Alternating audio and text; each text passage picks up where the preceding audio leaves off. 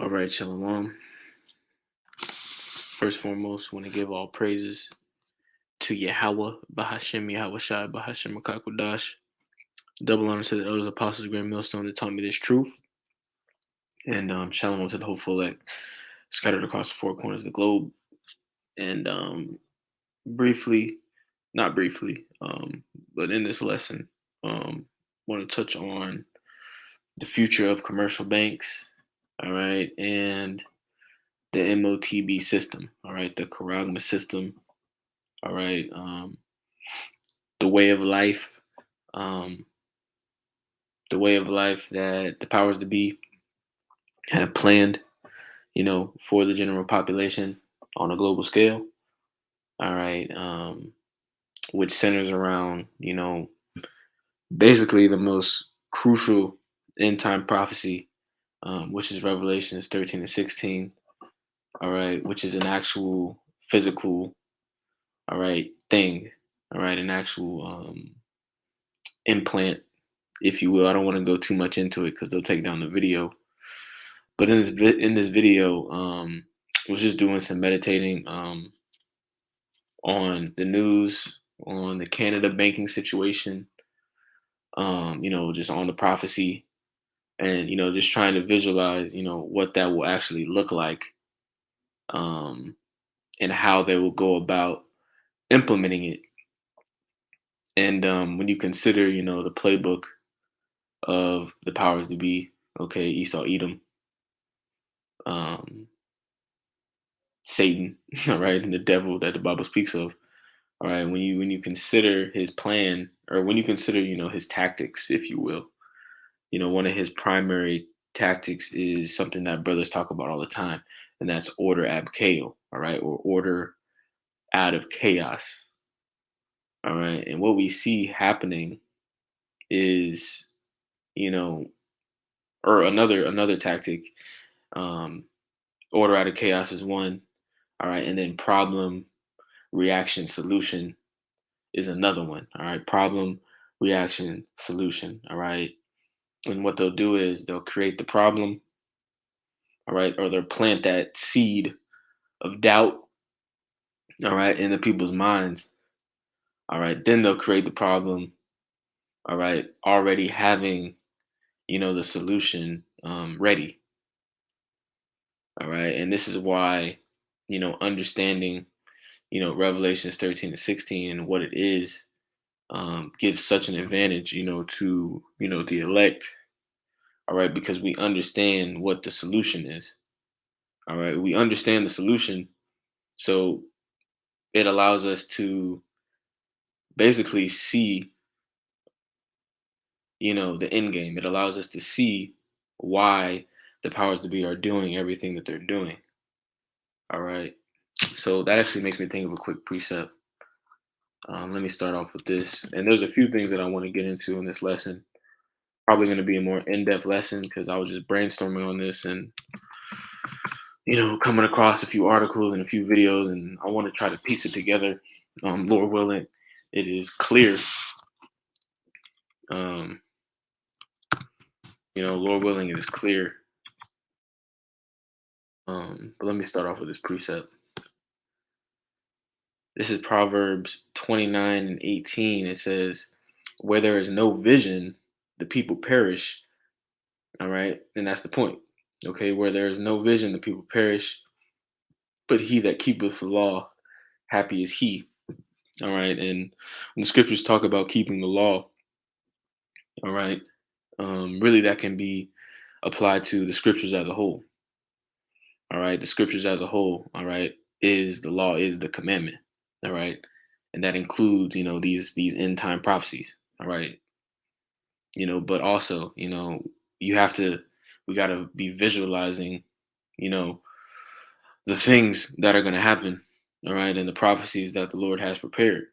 um you know Visualization is an important skill, and it is one of the primary skill sets of the prophets, all right, and the scriptures even talk about, let me go to that, prophets being called seers, all right, in the ancient world. All right, so You know, one of our our primary skill set is the ability to see things. Visualization. Specifically of the prophecies. All right. But this is First Samuel 9:9. It says, "Before time in Israel, when a man went to inquire of God, thus he spake, Come and let us go to the seer, for he that is now called a prophet was before time called a seer." All right. So prophets are seers. All right. And fast forward to this time, you know, the prophets are still here, the seers are still here. All right. And we can see the prophecies. Okay. And we're warning the people about them, you know.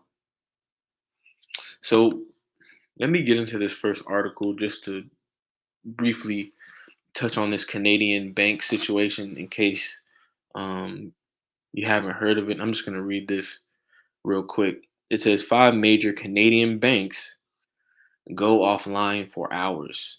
What's happening? All right. The largest banks in Canada went offline following the government announcement to freeze the bank accounts of protesters. All right.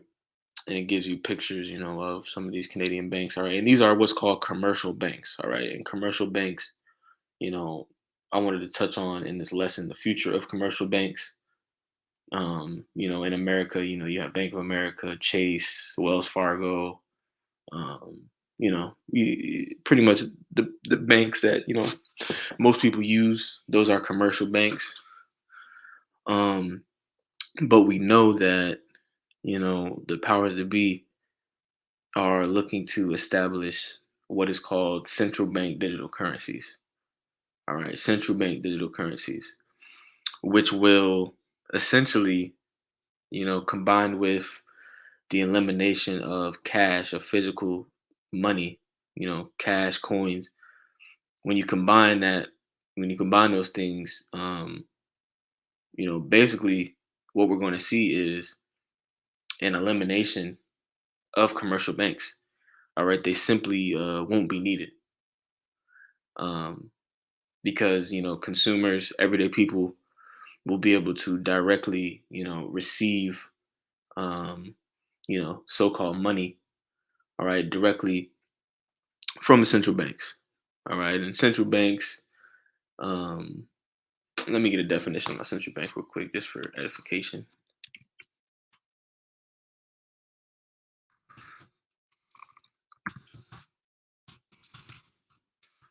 Mm, right. All right, on investopedia.com. It says a central bank is a financial institution given privileged control over the production and distribution of money and credit for a nation or group of nations. In modern economies, the central bank is usually responsible for the formulation of monetary policy and the regulation of member banks. Central banks are inherently non market based or even anti competitive institutions. All right. And they're not competitive because, one, they're all working in harmony.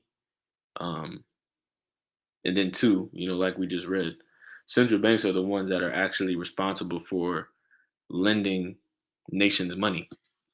All right. The same way that the Federal Reserve loans money to the US government on interest. All right. Hence the reason why, we're what, $30 trillion in debt, you know, and that's not including the interest, all right, which is all ultimately unpayable, because this system was made to collapse. The system was made basically to implode. It's a big Ponzi scheme, all right, and that can be considered, the beginning of this problem, all right. Um, the solution that they're coming with, they've had this solution planned for a long time, all right. But the scriptures, that's what makes the scriptures so incredible because the scriptures have prescribed these things thousands and thousands of years in advance, and everything is going, right on schedule. You know, so let me get the definition of a central bank digital currency real quick because I really just wanna brainstorm and I wanna try to visualize as I go through these things. Um, because it all centers around Revelations 13:16. That's a very crucial prophecy. Um, let me just click on this first link. Yeah, let me go back to Investopedia. I like Investopedia. It says central bank digital currencies are digital tokens similar to cryptocurrency. And that's important because the crypto hype, all right, and the crypto wave that we've been seeing in the mainstream the last few years, all right, between, Elon Musk and, social media, um, these athletes getting their contracts in crypto, all that was done purposely, and all that was done, to plant the seed, of a cashless society because ultimately, um, cryptocurrency is not going to lead to financial freedom. All right, cryptocurrency is not going to be a means of, salvation for the general population because you have a lot of people who believe that. All right. And a matter of fact, cryptocurrency isn't actually what's going to be utilized on a global scale. All right. Central bank digital currencies are what's going to be utilized. All right. But most people aren't going to dig into that and understand the difference between the two. Most people are just all going to think that it's all the same. All right. And that's part of the deception. That's part of how they're going to get a lot of people to take, you know, the MOTB. But let me go back. It says central bank digital currencies are like digital tokens similar to crypto issued by a central bank. They are pegged to the value of that country's fiat currency. All right, which in our case is the US dollar.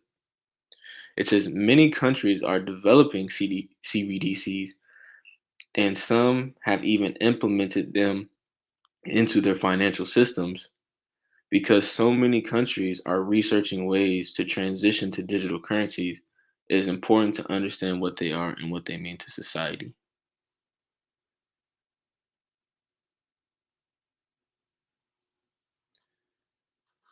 All right, let me read some of these key takeaways. It says a central bank digital currency is the digital form of a country's fiat currency. All right, and fiat currency is basically, paper money that's backed by nothing. All right, it's monopoly money, as I like to call it. A CBDC is issued and regulated by a nation's monetary authority or central bank. CBDs promote financial inclusion and simplify the implementation of monetary and fiscal policy. All right, and financial inclusion is one of their favorite terms. It's like a buzzword or a buzz term that they like to use when they write these articles because it gives the idea that this is a positive thing. All right, and so part of the video we're gonna watch is gonna go into this. But when it says financial inclusion or banking the unbanked, all right, they're simply trying to bring everybody into this same system so that everybody can be taxed. All right, nobody's going to be able to evade taxes. All right, nobody's going to be able to, have money under the table or in their mattress or, finesse. All right, once this karagma is implemented and this system is in place, all right, they're gonna have the game on lock. All right, they're gonna have everybody basically, um, in checkmate. It says as a centralized form of currency, they may not anonymize transactions as some cryptocurrencies do. Right. So, you know, some of the selling points of cryptocurrencies are that, your transactions are anonymous. Um, But like I said, it's all part of the marketing scheme. All right. They're trying to sell you on a dream. All right. Most cryptocurrencies, you know, they're trying to sell you on a dream. Okay. They're trying to sell, the younger generation and, all ages. They're trying to sell them on this idea that cryptocurrency, all right, is going to be a way to get rich. All right. It's going to be a way to somehow, you know, uh, level the playing field, so to speak. And that's just it's a total myth. Um, it's a pump fake. It says many countries are exploring how CBDCs will affect their economies, existing financial networks, and stabilities. All right, now let me go back to this Canadian situation because this situation is is creating a problem in the minds of the general population. Even though we're not in Canada, or myself, even though we're not in Canada, I'm sure there are brothers in Canada. Um, this situation is going to plant the seed of doubt in the minds of people all over the world. Like, what if this happens, where I live? All right, in Babylon the Great, for example, in the US. What if this happens in the US? All right, when you go to your ATM or you go to your bank, all right, and you cannot access your funds. All right, you cannot deposit a check. Okay, that doubt, they're sowing that into the minds of the people, and the question is why? Why are they doing that? And the answer is because the solution that they have ready, all right, these CBDCs, okay, these are going to be marketed as a solution, you know, and we're going to get into that because something that's also important is these systems that they're looking to implement. Um, they're going to be um, resistant to cyber attacks. And when I say that, I mean literally they're going to be resistant to cyber attacks. All right, they're still going to be able to operate without internet. They'll be able to operate offline. All right, and you can learn about that when you dig into some of the technology, but that's going to be a selling point, you know, as well. Let me keep going. It says the big five go offline. All right, these banks. It says starting on February 16th, the five largest banks in Canada went offline for hours, preventing customers from accessing online and mobile banking services. Many customers also reported not being able to withdraw cash from ATMs. These banks include the Royal Bank of Canada, the Bank of Montreal, Scotia Bank, TD Bank Canada, and the Canadian Imperial Bank of Commerce. These top five banks take up so much of Canadian banking market that they've been dubbed the Big Five. It says these outages have continued to occur throughout the 17th. Canada freezes protesters' bank accounts. Just one day prior, the Canadian government announced that they would be freezing the bank accounts of truckers protesting um, jump shot, all right, Maxine's mandates in the Freedom Convoy. To do so, the Canadian government enacted the Emergencies Act for the first time in history. The Emergencies Act allows the government to violate Canadian civil rights temporarily. All right. So yeah, you know, let me go through. I'll go through some of this.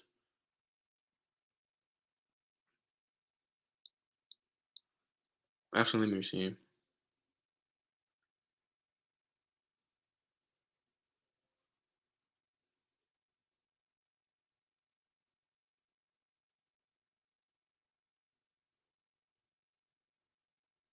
Hmm. All right.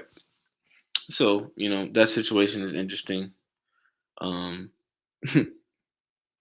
Definitely something that, could happen. All right, could happen here. We will see.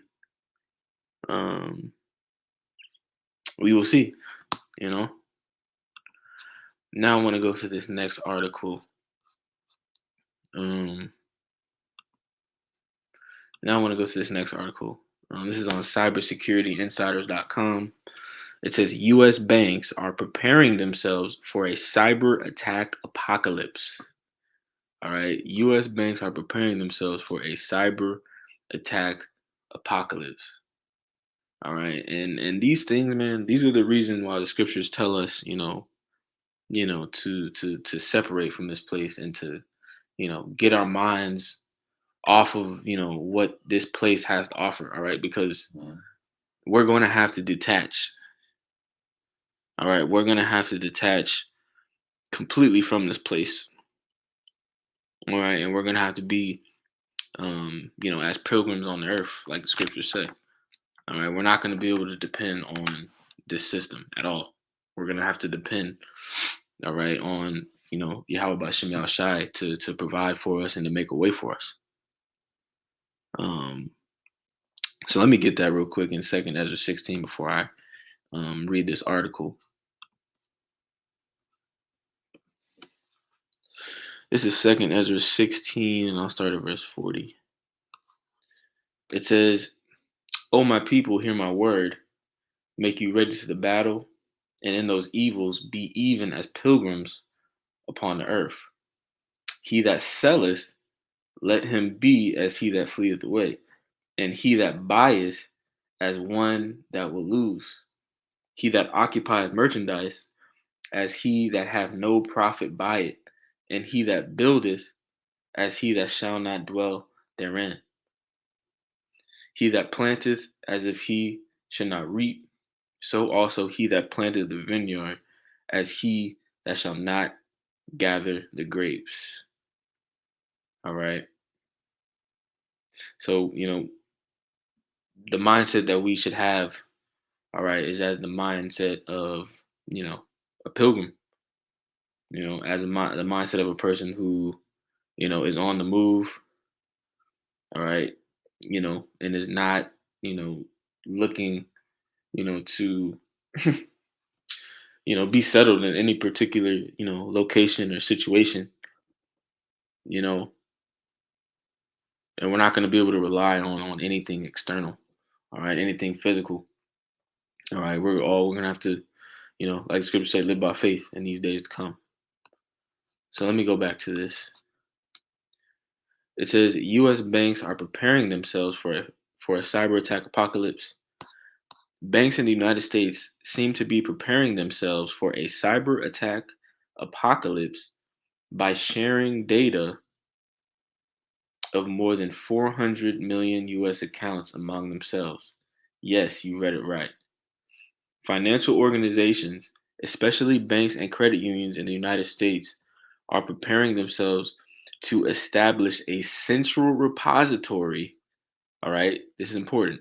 A central repository where all the data of the shared accounts will be stored to be used by other firms in the event of their computers being totally disabled by a cyber attack. All right. So, one, the cyber attack narrative is something that they've been building for a while. All right. If you remember a few months back and even back to 6 months in a year, you had the solar winds hack situation, all right, in which they blamed Russia. Let me see if I can find that real quick. And then you also had the Log4j situation, which was a little less published in the media.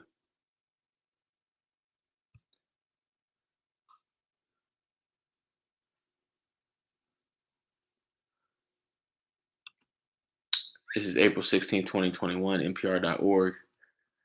It says a worst nightmare cyber attack, the untold story of the SolarWinds hack. Let me see if I can find the point real quick.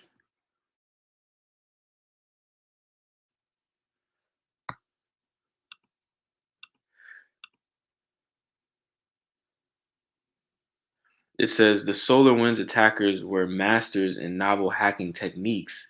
The White House said Russian intelligence was behind the hack. Russia has denied any involvement. All right, so this narrative has been building for going on a year now. All right, let me see if I can go to the Log4j situation too. And these are things you can look into. I think I did a video on Log4j. Because they're tying all of these hacks to Russia. They've been doing this. They've been doing this. All right. So this narrative, they have been building up, for a minute. Um,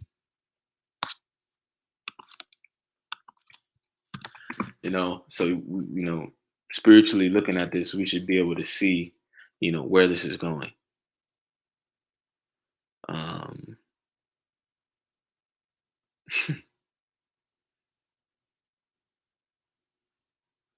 man, let me click on this one. December 20th, 2021, on the New York Post. It says, why is the Log4j cybersecurity flaw the most serious in decades? All right, most serious in decades. Let me see if they mentioned Russia in here. They don't. I think they blamed it on Iran in this situation. But if I'm not mistaken, um, Iran is backed by Russia.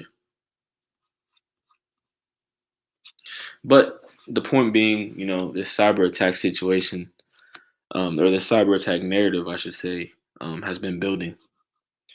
And this article goes into how all of the banks, all the commercial banks, have basically put all the data of everybody, you know, um, into a central repository. All right, let me look up the definition of repository. It says a place, building, or receptacle where things may be stored. All right, and you have to consider also, all right, these banking apps with the evolution of technology, these banking apps, they have our fingerprints. They already had it, they already had that, if you have a driver's license. They have our fingerprints, all right? They have our facial features, all right? Because I know on my phone, Jake, you get lazy typing in your password, so you enable the face recognition. So this is not just we're not just talking about we're not just talking about social security numbers, passwords. No, we're talking about actual biometric data. Okay, and this all ties together to the digital ID project. All right, and ultimately the Revelations 13 to 16. Let me keep reading. It says financial organizations, especially banks and credit unions in the United States, are preparing themselves to establish a central repository where all the data of the shared accounts will be stored to be used by other firms in the event of their computers being totally disabled by a cyber attack. Called as Sheltered Harbor, the project is currently being backed by the government of the United States and is aimed to give tough time to state fund actors.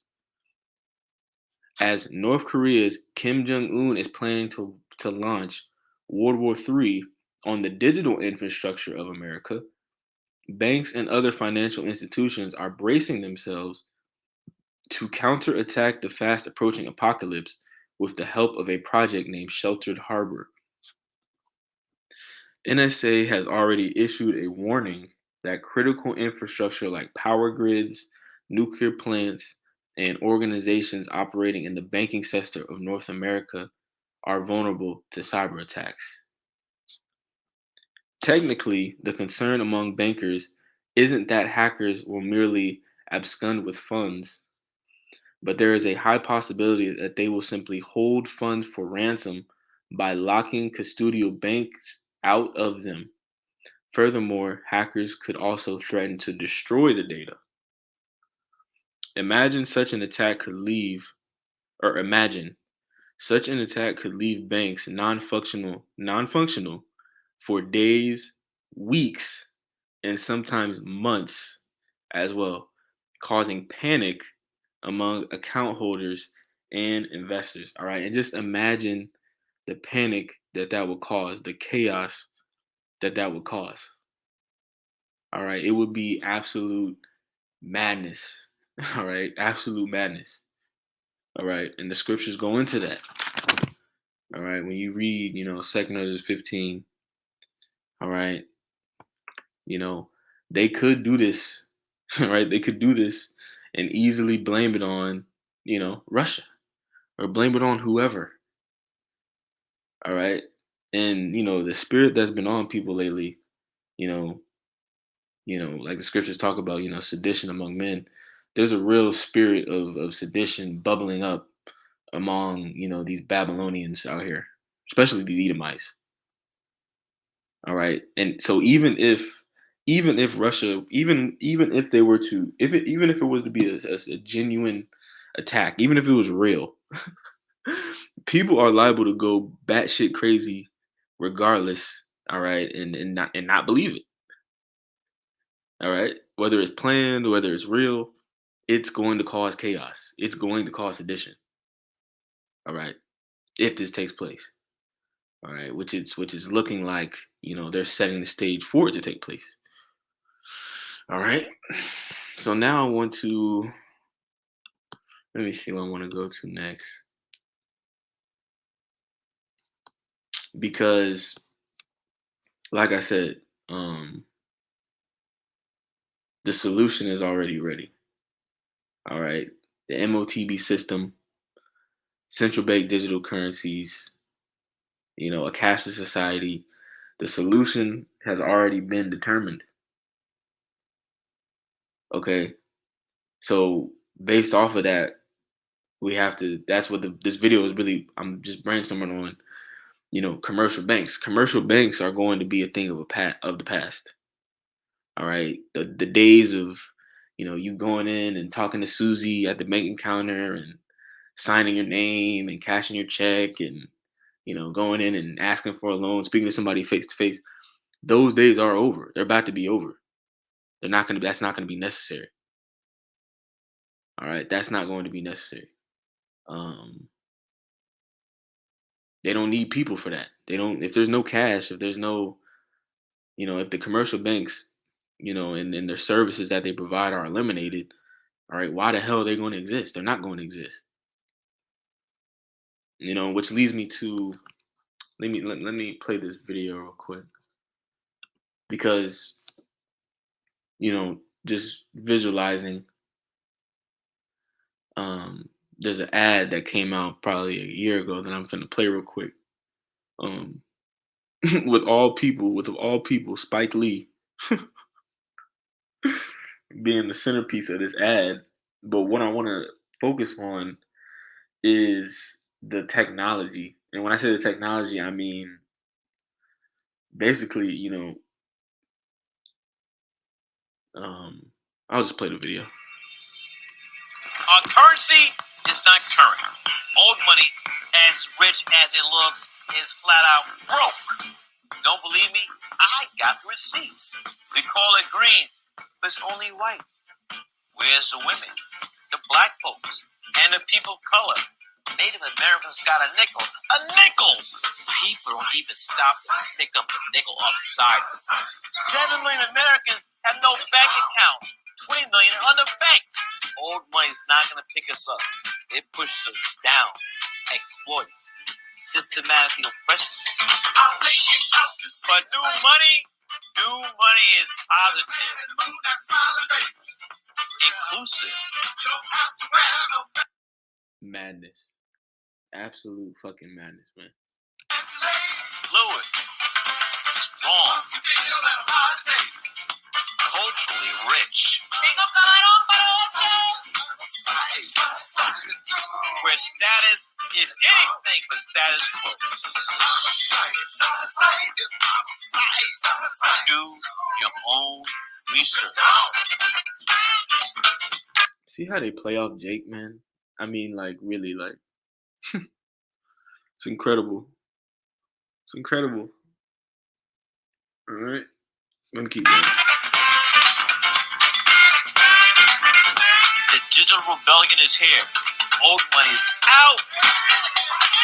And old money, him saying old money is out, all right. Not only does that mean physical currency, all right, but something that they've coined the legacy system. All right, the legacy system. The current system that's in place, all right, which commercial banks are a part of that. All right.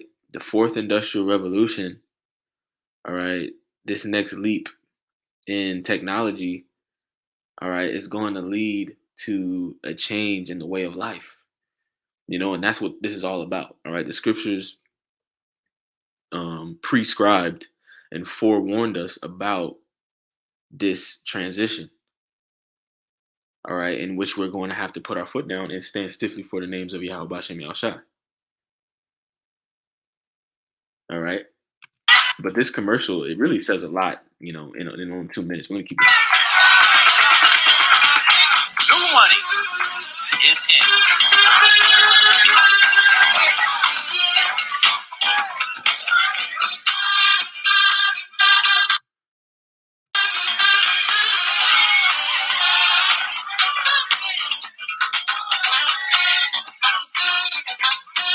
See, now we know that cash is not in the future plans. All right, cash is not in the future plans.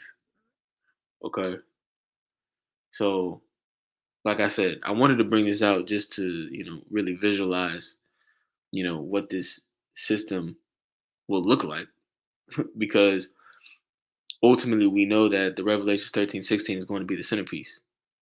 All right, so if people aren't going to commercial banks, all right, what other infrastructure, all right, is going to take the place of a commercial bank? All right. And the answer to that, all right, could very well be what we're seeing in this advertisement. Right. Whether or not it's CoinCloud, I don't know.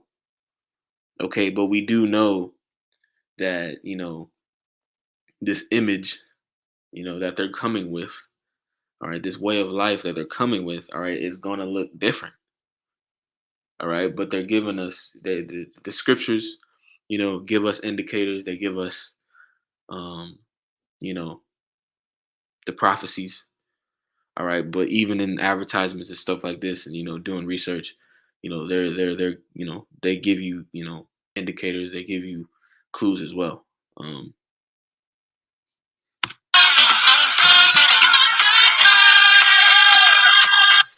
All right, so yeah, CoinCloud bringing digital currency to all. All right, and they will be bringing these central bank digital currencies to all. All right, that's the goal. So without further ado, let me keep going. Let me see. Let me keep going.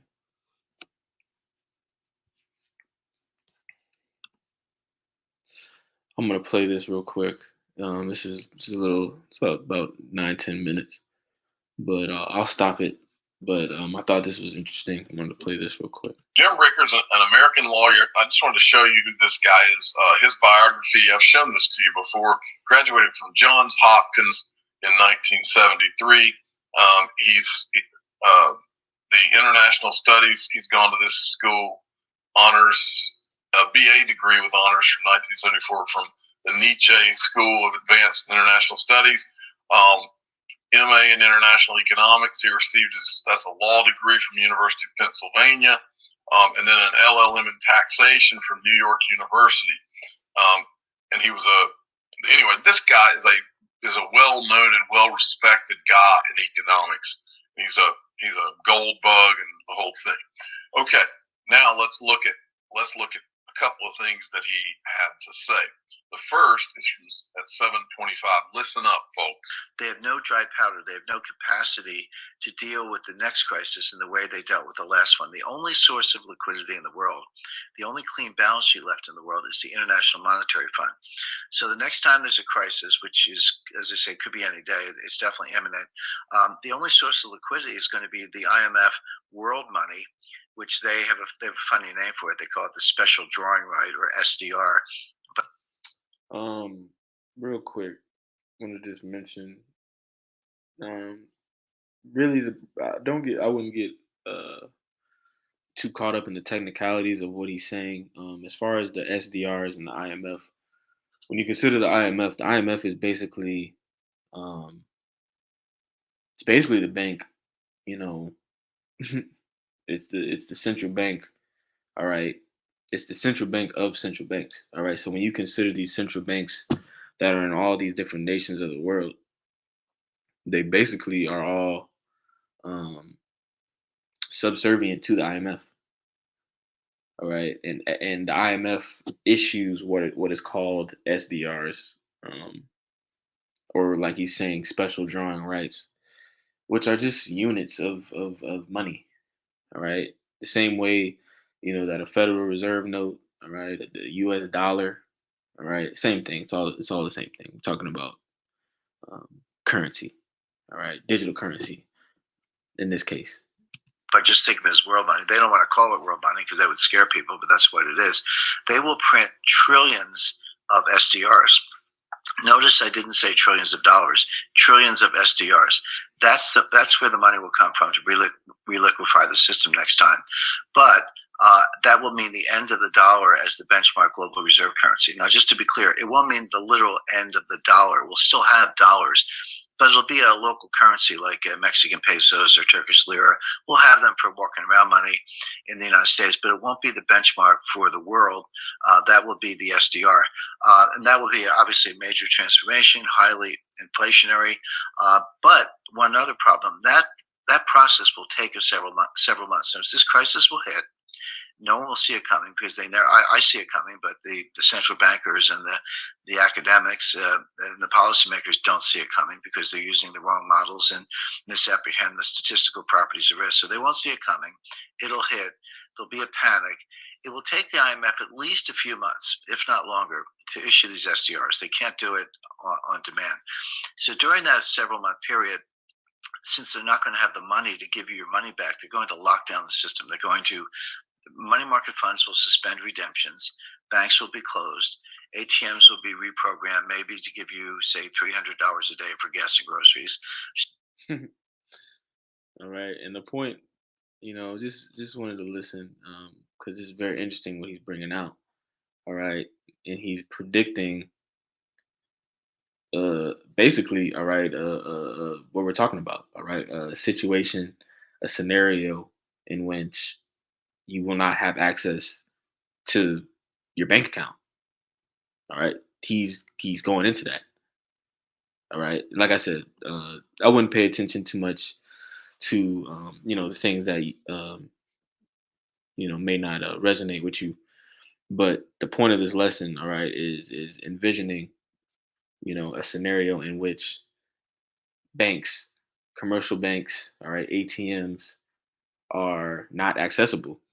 All right, and the ramifications of that. To give you your money back, they're going to lock down the system. They're going to Money market funds will suspend redemptions. Banks will be closed. ATMs will be reprogrammed, maybe to give you, say, $300 a day for gas and groceries. Stock exchanges will be closed. Of course, all this will be said to be temporary, but maybe will be temporary in the sense of 3 or 4 months. But 3 or 4 months is a long time not to be able to get your money, not be able to get more money than you need just to put gas in your car and buy food for your family that day. And this is all described in the book. And again, just to be clear, I don't make it up. I don't make claims like this without backing it up. All the statutes, all the legislation, all the executive orders are all in place. Very few Americans know that today, right now, as we speak, Jeff, the United States is operating under a state of emergency. All right, and that's an important point because that links up with what we started off the video with, the Bank of Canada, or not the Bank of Canada, but the commercial banks in Canada, all right, that were temporarily put on pause or put on lock because the Canadian government issued that emergency act. All right, they issued that emergency act, like we read. Let me see if I can find it one more time. It says just one day prior, the Canadian government announced they would be freezing the bank accounts of truckers protesting jab mandates in the Freedom Convoy. To do so, the Canadian government enacted the Emergencies Act for the first time in history. All right.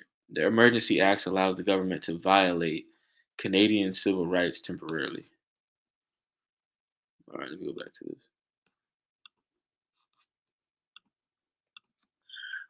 It was declared by President Bush after 9/11 in September 2001, but it has to be renewed annually by the president. Well, President Bush and President Obama have renewed that state of emergency every year for the last 16 years. We're in a state of emergency today, which means we are one phone call away from martial law. Again, these things are not well understood, but they're all true. All right, and martial law is prescribed in the scriptures. All right, Second Ezra's the 15th chapter. All right, so let me get that real quick, actually. All right, let me get that real quick because martial law is coming. That is coming. Okay, and there's going to be something that causes major sedition. That causes serious uproars among the people. That's coming to Babylon the Great. Okay, so this is Second Ezra 15. I'll start at verse 16. It says, I'll start at verse 14. It says, "Woe to the world and them that dwell therein, for the sword and their destruction draweth nigh, and one people shall stand up to fight against another, and swords in their hands. For there shall be sedition among men, and invading one another. They shall not regard their kings nor princes," all right, which is modern day, governors, mayors, all right, presidents, and so on. It says, "They shall not regard their kings nor princes, and the course of their actions shall stand in their power. And a man shall desire to go into a city and shall not be able." Why?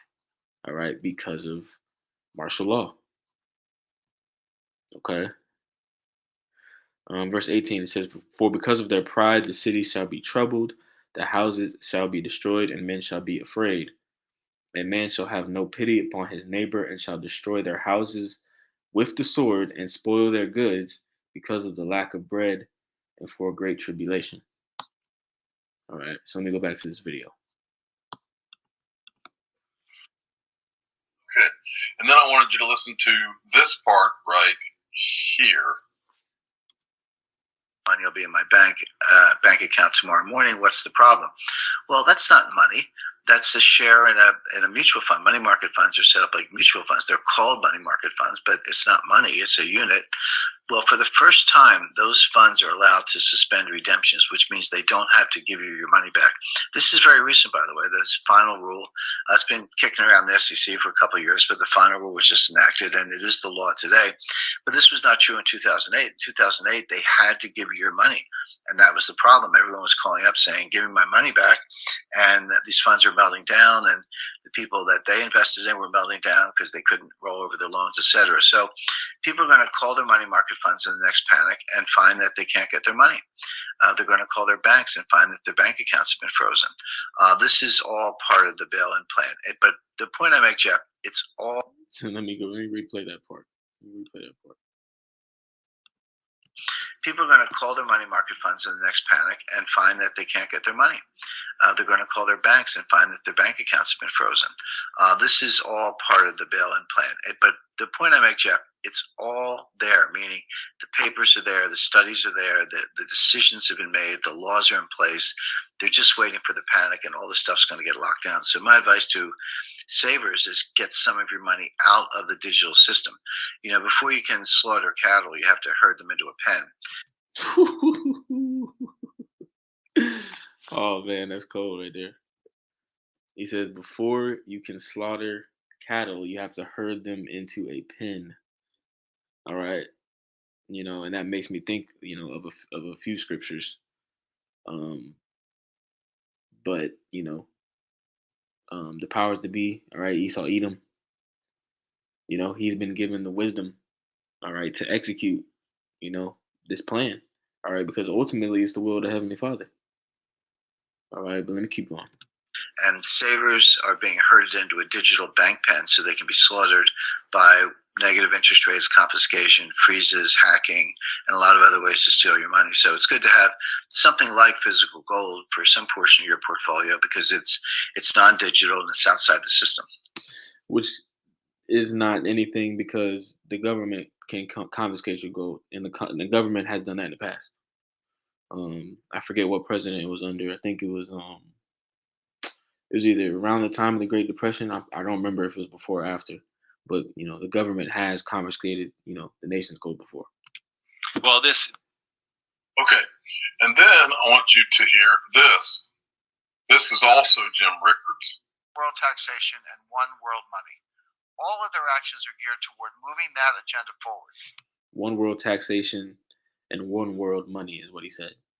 Now, are you able to share the identities of these elites with our viewers? We've identified more than 100. He's about to show you, for those of you that have been listening to my channel what he said currency and the global governance and basically what he's saying is that these are the people that want to have a one world currency. Listen to this. See if you recognize any of these names from people we've talked about the last 2 years.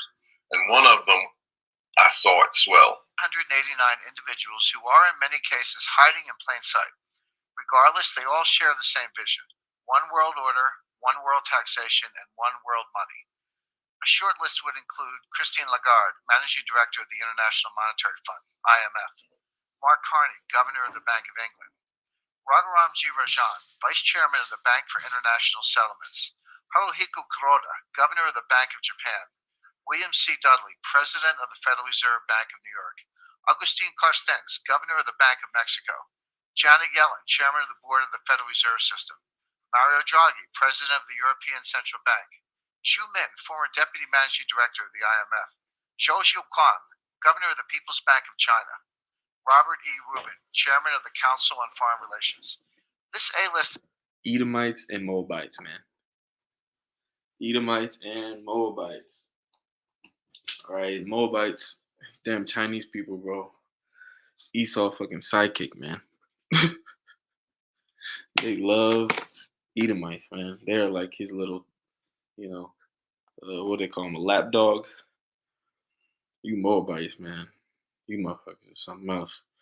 We know Esau something else, but you two motherfuckers best friends. All right, it's lucky. It's lucky, but I just thought that was interesting. Of central bankers and other elites is just the tip of the iceberg. Of course, not one of these elites will tell you outright what's going on, but I've seen and heard enough to connect the dots for myself. Not long ago, for example, I met with one of their senior operatives. He's a leading economist who served as the chairman of the Federal Reserve during the last crisis.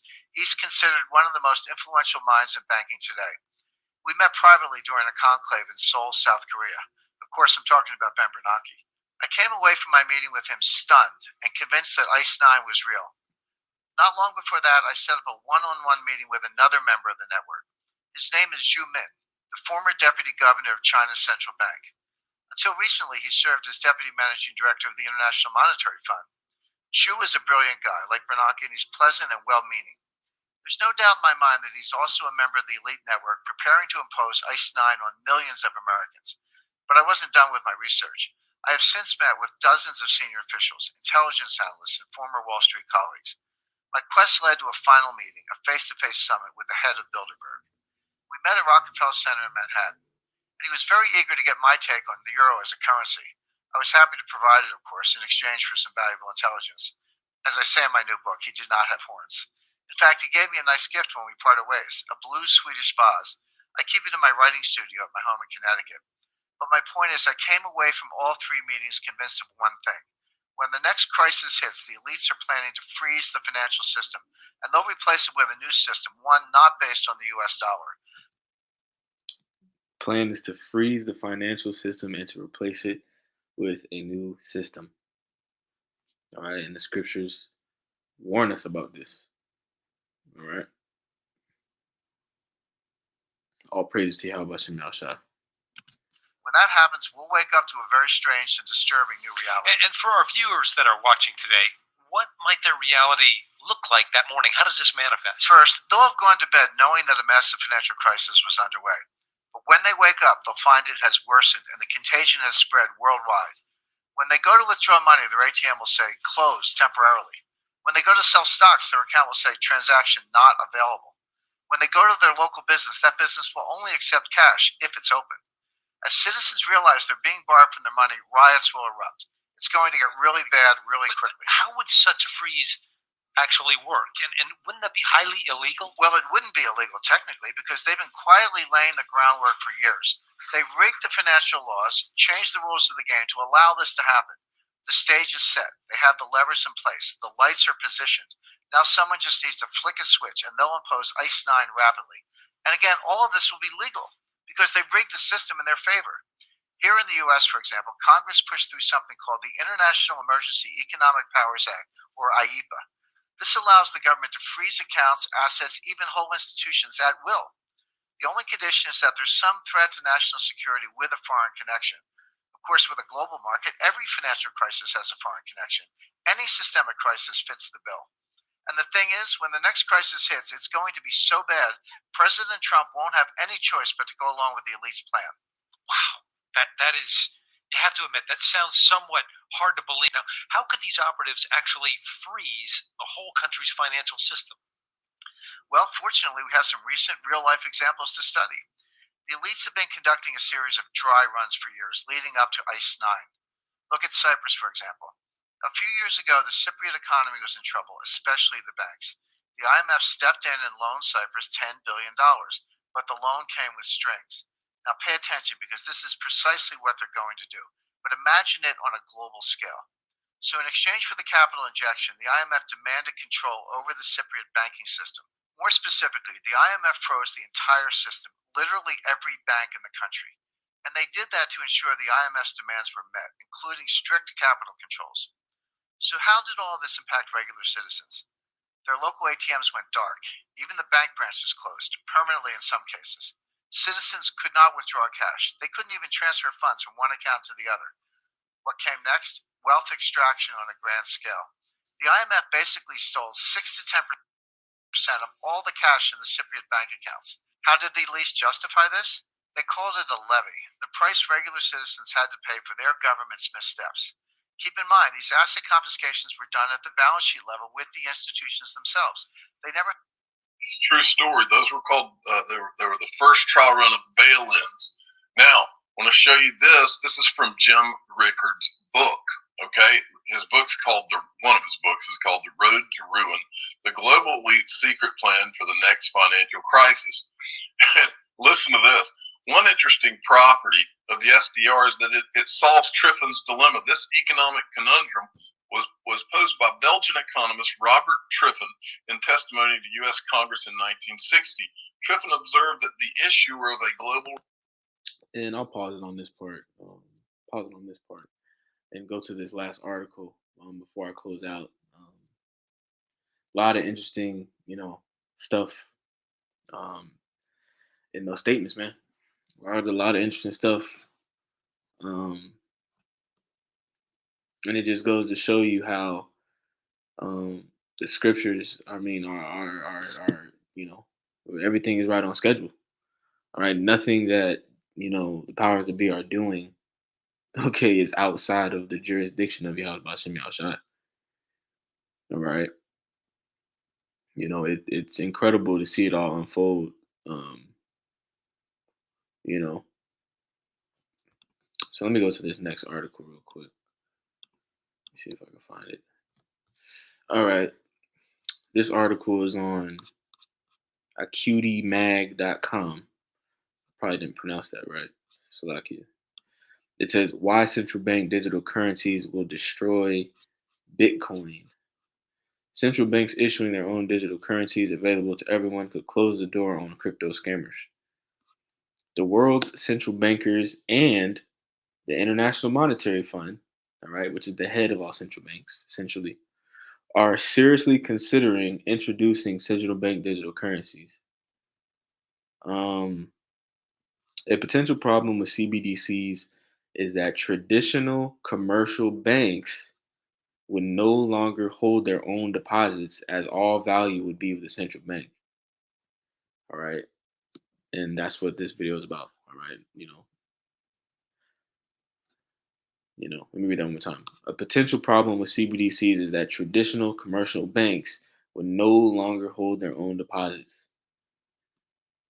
Now, the world central bankers have began to discuss the idea of central bank digital currencies, and now even the International Monetary Fund and its managing director Christine Lagarde are talking openly about the pros and cons. The idea, which is bullshit. Everything has already been decided. It says this conversation is past due. Cash is being used less and less and has nearly disappeared in countries such as Sweden and China. All right, and something else to consider is we know that pestilence is going to ramp up, all right, in these last days. All right. So pestilence that the Heavenly Father has planned, you know, is going to play a major role, in the adoption, of these systems as well. All right. And cash being, put to the side. It says cash is being used less and less and has nearly disappeared in countries such as Sweden and China.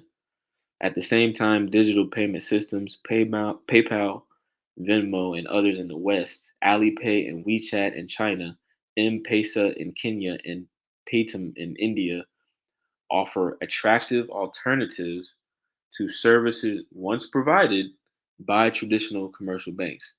All right, so not only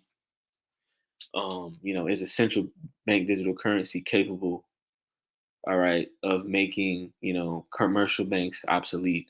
All right, Chase, Bank of America, Wells Fargo, all right, all these commercial banks.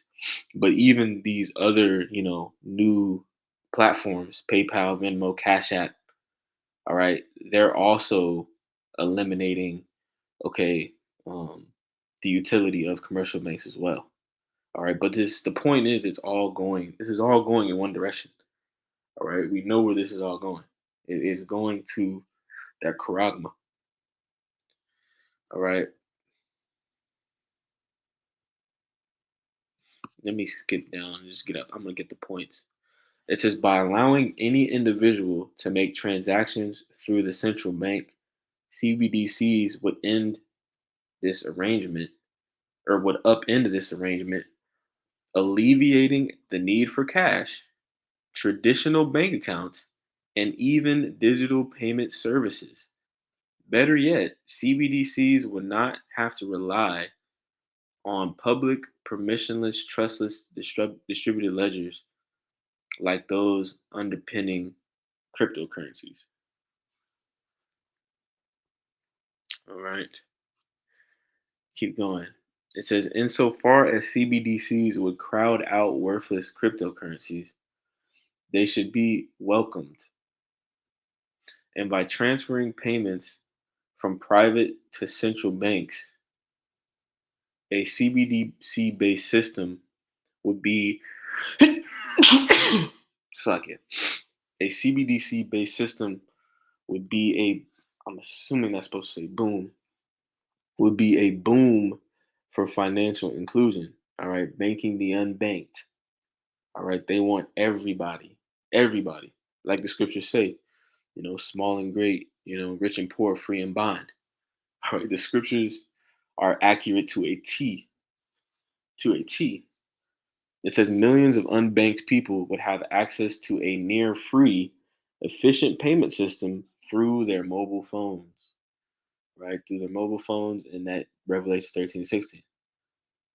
All right. And the fact that they're trying to sell this as being free is, hilarious considering, you know, the real cost, of this. All right. It's going to be the elimination of all freedom. All right. You know, it is going to be, this is the linchpin. This is the centerpiece of Esau Edom establishing All right, his version of the kingdom of heaven. All right, the enslaving of the general population of the entire planet Earth. Through this system. Um, Let me see. Let me read this last part. It says the main problem with CBDCs is that they would disrupt the current fractional reserve system, which through the commercial banks create money by lending out more than they hold in liquid deposits. Banks need deposits in order to make loans.